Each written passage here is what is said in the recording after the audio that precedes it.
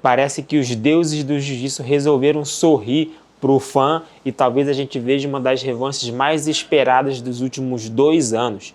Isso porque as coisas entre Keide Ruotolo, o último campeão da categoria até 77 quilos do ADCC, e Mika Galvão, que vai em busca do seu primeiro título amanhã, esquentaram muito nos últimos dias. E antes aqui eu preciso fazer uma linha do tempo para quem não acompanhou ou para quem realmente está muito por fora de toda essa história, de toda essa treta entre o Mika e o Keide. Lá em 2022, na final da DCC, Keide Ruotolo finaliza o Mika Galvão e se torna o atleta mais jovem da história a conquistar esse título, e logo na sequência muita gente já cogitava que a gente veria com certeza uma revanche imediata, Mika versus Keide em algum grande evento, era algo quase que certo. Porém, isso acabou não acontecendo. Mês após mês, ano após ano, essa luta não saiu do papel. Muita coisa aconteceu nesse período de tempo, a rivalidade contra o Tainan Dalprá acabou esfriando um pouco, Jansen Gomes venceu o próprio Tainan na final do Mundial, entrou nessa briga, nesse bolo para poder lutar com o Mika, mas também foi uma luta que não aconteceu e só agora, em 2024, que a gente começou a saber mais detalhes. Na última luta do Mika Galvão no BJJ Stars, logo após ele vencer ele Davi Ramos, pegou o microfone e deu 2 indiretas, sendo uma delas para o Keide Ruotolo. Na ocasião, Mika chegou a falar que foi oferecida a luta para o Keide. Ele fala tudo isso de forma indireta, ele não chega a citar o Keide em nenhum momento, mas fica muito claro que ele está falando do atleta da Atos Jiu-Jitsu.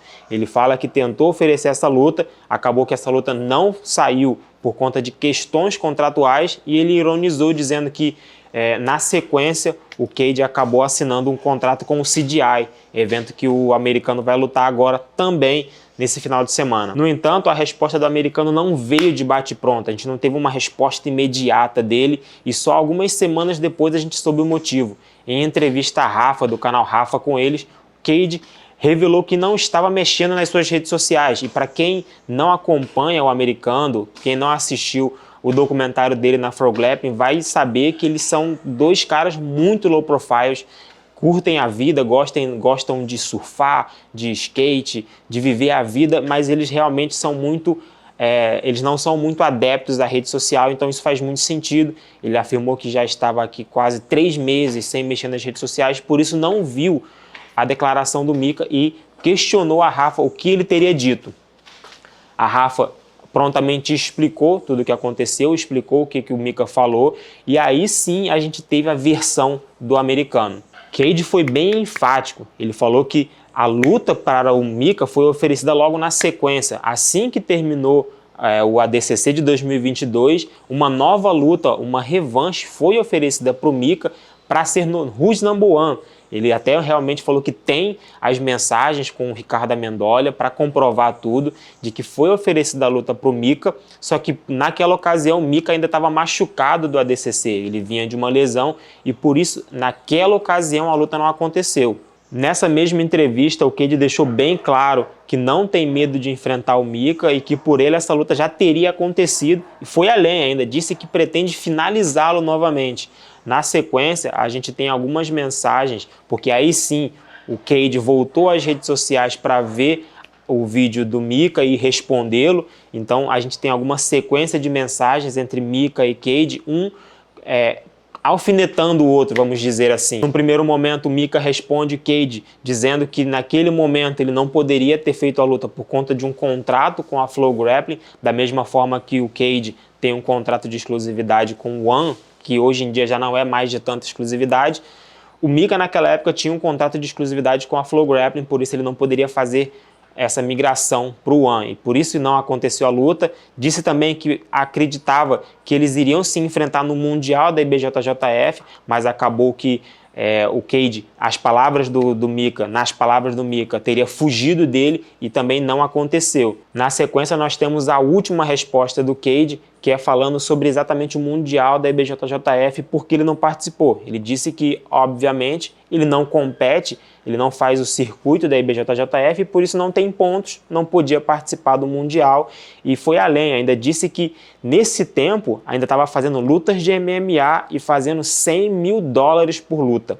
Bom, essa é toda a timeline, todos os acontecimentos entre a final do ADCC de 2022 até agora, tudo o que aconteceu e por que, segundo o Mika e segundo o Cade, essa luta ainda não aconteceu. Outro ponto que é o que eu quero conversar com vocês é se essa luta vai realmente acontecer e onde ela vai acontecer.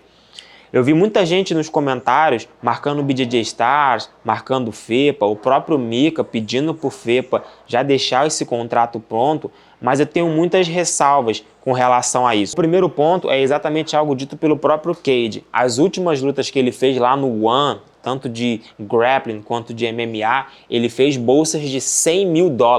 $100 mil na cotação atual são quase R$600 mil. Isso é um valor muito alto para o mercado brasileiro.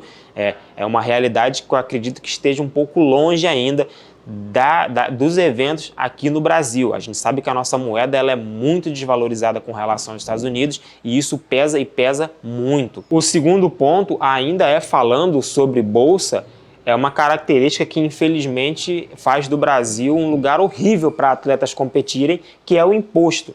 Se o Cade aceitar lutar aqui e se o FEPA conseguir bancar $100 mil, ele vai ter que deixar 27% aqui no Brasil. É um imposto abusivo. Então, os atletas levam isso muito em consideração. A gente vê isso muito no UFC, que os atletas não querem lutar aqui por conta de um imposto altíssimo, de outras coisas também, mas esse imposto costuma afastar, os próprios lutadores brasileiros preferem lutar fora do país por conta desse imposto. E o terceiro ponto, e talvez um dos mais importantes, é que a vitória está do lado do Cade, está 1-0 para o americano.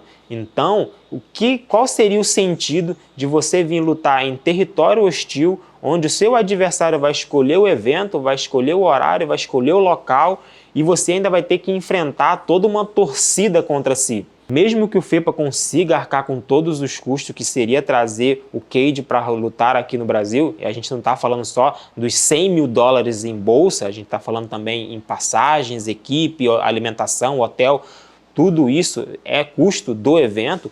Então, mesmo que o FEPA consiga arcar com tudo isso, qual seria o sentido de você, sendo o campeão atual, se colocar em risco, ir para o país do seu oponente ter que enfrentar toda uma torcida contra si? Realmente não faz sentido. A gente tem visto isso no UFC com o Alex Poatan, muita gente torcendo o nariz toda vez que é cogitado que ele tenha que ir para Abu Dhabi lutar contra Kalaev. Ou seja, o Poatan é o campeão, então ele teoricamente decidiria local e data onde ele se sinta melhor. Eu sinceramente não consigo ver esse evento acontecendo aqui no Brasil. Acho que é mais um pensamento desejoso nosso.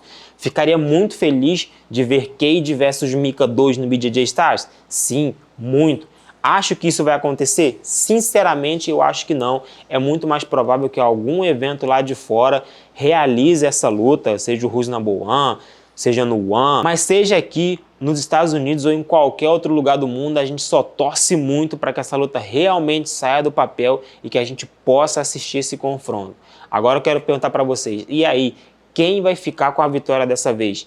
Mika vai se vingar de Cade Ruotolo ou o americano vai se manter imbatível? Mas seja aqui, seja nos Estados Unidos ou em qualquer outro lugar, a gente só torce muito para que essa luta realmente saia do papel, que a gente possa ver esses dois em uma revanche. E aí agora eu quero perguntar para vocês, essa luta realmente vai acontecer? Vocês acreditam que ela vai sair do papel?